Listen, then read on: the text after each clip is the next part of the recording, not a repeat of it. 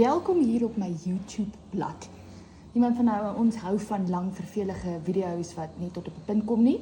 So ek gaan nie 'n vreeslike intro doen nie. As jy op my YouTube blad is ek seker jy weet presies wie ek is en wat ek doen.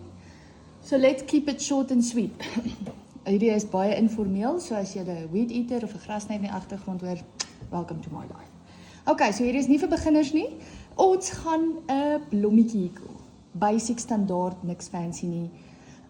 So let's do it. Jy het 'n hekelpen nodig, 'n skêr en natuurlik wol of gare van jou keuse. Ek gryp sommer die eerste en beste enetjie, skuif daai kant.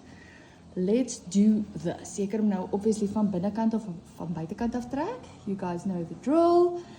My katoen kan jy natuurlik maklik uit die middel uittrek sonder om 'n yarn barf te kry, maar akriel is nie altyd so vrygewig nie.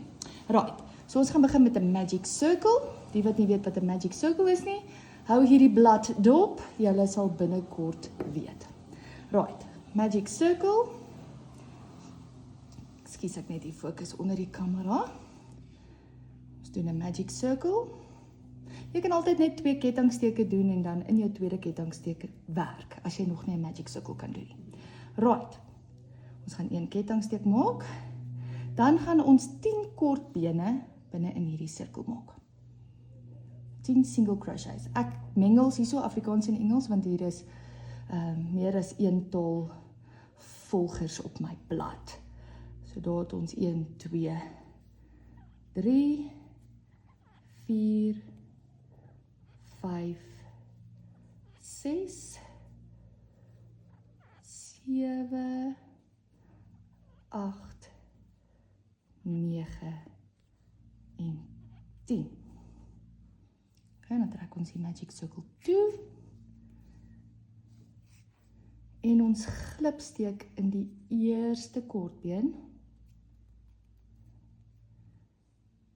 om die sirkel toe te maak.